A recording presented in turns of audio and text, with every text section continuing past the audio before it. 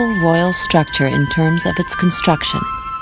And therein lies the archaeologist's challenge. For the Maya, certain spaces were sacred, so they built their temples one on top of another. Workers would collapse the upper levels of an existing structure, encase what was left with heavy fill, and build a new structure around it.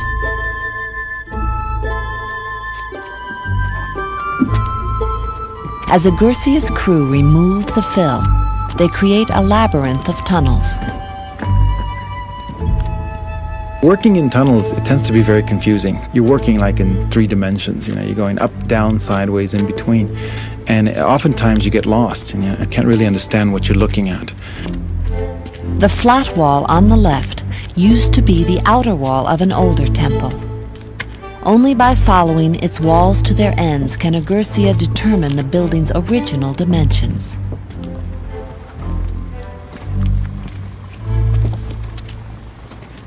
I only traveled a short distance, and bingo, we hit another wall. It still goes farther off, towards the south. So we then tried going up to see whether we had the bottom part of a substructure or the higher part of it, and started going up. And you can see here the terraces going up, or what was a very large pyramid.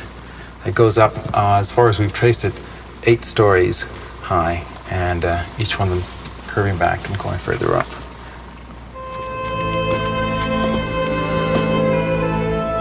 What Agurcia found next was totally unexpected.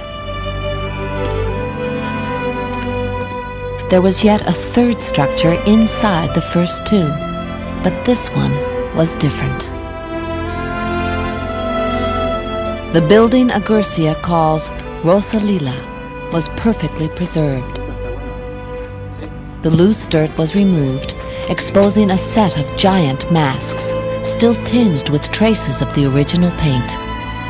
Most of the masks we found before were perhaps a meter or 2 tall and would extend as much as 5-6 meters, but these masks just kept going and going and going, and to this moment we still haven't found the end of them.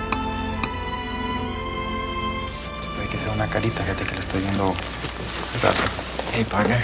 How's it going, boss? Oh. You haven't been here in a while, have you? Wow. Whoa. Can you believe this? Red paint all over the place. Yeah, we got lots of good paint.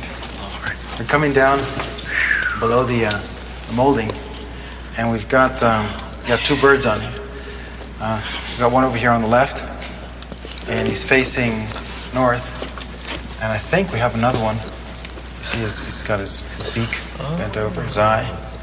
All the feathers behind all him. the feathers radiating out. That's right. And also it's higher up than anything else in the Acropolis, so this thing shone out from miles around. Stick out a lot. It's outrageous. Really, it's just outrageous. Adorned with brightly painted sculpture, Rosalila once crowned the highest point in Copan. Framing the central doorway, 2 giant birds face the setting sun. Above them, undulating serpents extend their bodies toward the sky. For the archaeologists, the careful treatment given Rosalila poses a question. We're all just itching to know what Rosalila is all about.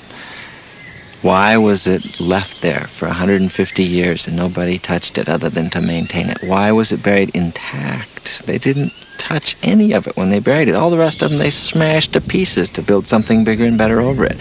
Why was it so revered that it had to be mummified when it was buried? And most of all, what's inside of it? What is that thing housing? And that's what we're hoping Ricardo will find. But before any new discoveries are made, the rainy season descends on Copan. The archaeologists return home, and all excavations are suspended until it ends.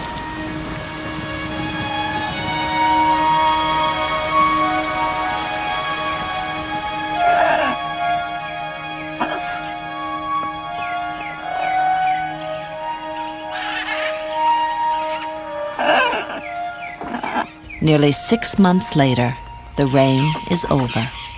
The weather clears. At last, the excavation of Temple 16 can be resumed.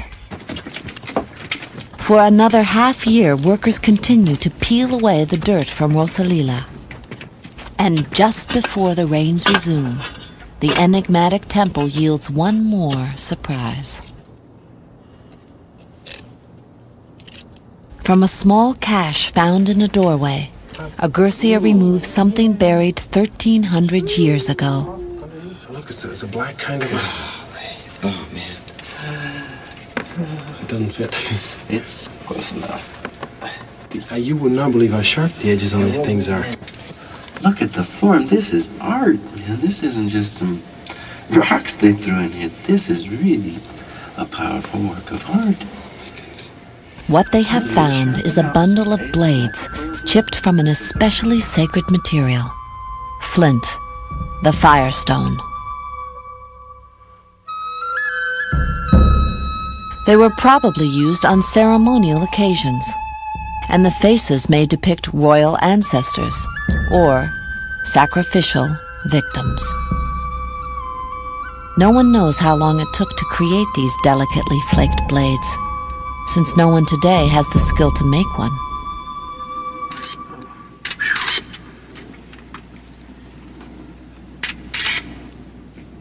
In all, 9 flints were found in Rosalila, perhaps corresponding to the 9 Maya lords of the night.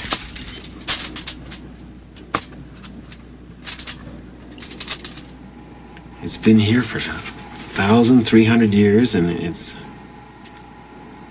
unbelievable. It's a beautiful piece of art. I mean, the finesse, the work in it is incredible. And I just feel like incredibly privileged, you know. You get caught up in the heat of the battle, and you try not to forget to, take your pictures, take your measurements, and at times you forget to think about it, and to think the fact that it's human beings that did this a long time ago, and that when they did it, this was very important to them. I'm touched by it, I really am. And it's a special feeling. It doesn't happen every day.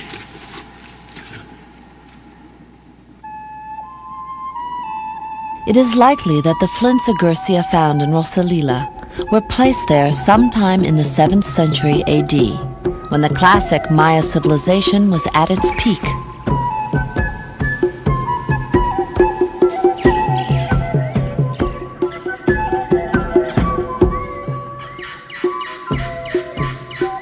In many Maya kingdoms, there was a boom in the construction of new buildings. Some cities were even connected by roads, and trade among them flourished.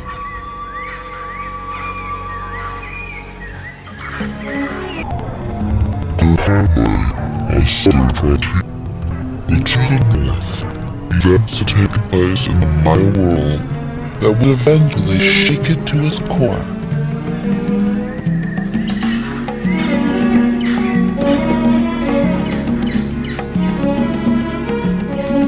Tikal was one of the greatest Maya cities, a prosperous urban center that was the envy of its neighbors.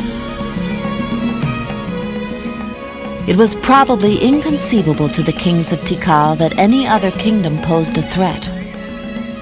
But in the spring of 562, Karakol attacked Tikal and defeated it. During the upheaval that followed in Tikal, members of the royal family moved away into the jungle and established their own city. Today, a research base camp marks the spot. What was once the great city of Dos Pilas has again been reclaimed by the jungle. The effort to piece together a picture of its dramatic rise to power is being led by Arthur Demarest. What he has learned is changing the way we think about the Maya. 40 or 50 years ago, we thought of the Maya as this peace-loving, theocratic society, these scholarly kings who studied the movements of the planets and lived kind of in a world of their own.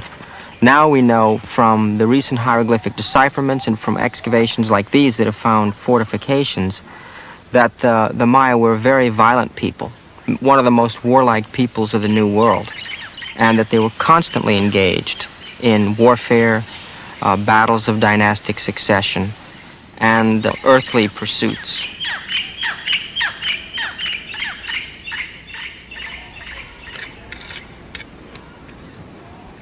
In 1990, Demarest's team discovered concrete evidence to support this view.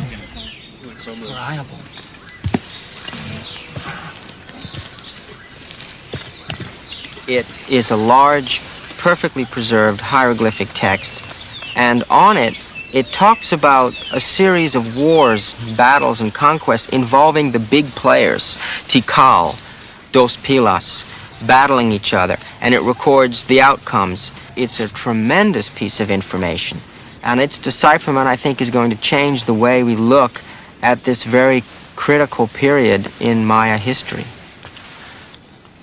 This is really amazing. They're saying that he is a subordinate of this lord, presumably of Calakmul. It's a critical title. That's bad. That's amazing. Here we were competitive with Tikal. Well, we have to think about it. I mean, is it subordination or alliance? Epigraphers David Stewart and Steve Houston are called in to see how much of the text they can read. Yeah. between With references to Bonampak and Tonina? And then after that, Acts.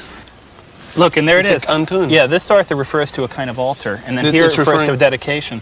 It's referring to the stair. And look, it's a There's step. a stairway. It's a That's step. the pyramid. Look. actuals? Okay, what it's saying is that this event, this war event, And then over here you've got a new event involving ruler A's father. The skull glyph here is the name of the ruler of Tikal. Initially, it seems that Maya warfare was, to some extent, ritualized. It was more devoted to religious ends. Literally, these guys dressed up in silly outfits, archaic costumes with big Paleolithic spears, and went out there and met in some place and knocked each other around. One of them was captured and brought back and sacrificed.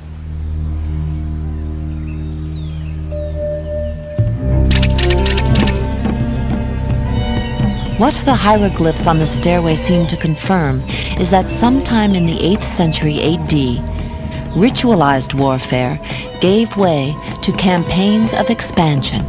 The kings of Dos Pilas attacked towns along the Pasion River and thereby seized control of a vital trade route. It looks like there was a change in warfare that led to an intensification and to a shifting to warfare for conquest, actually absorbing the territory of others. This seems to have somehow gotten out of hand. An arms race, in a way,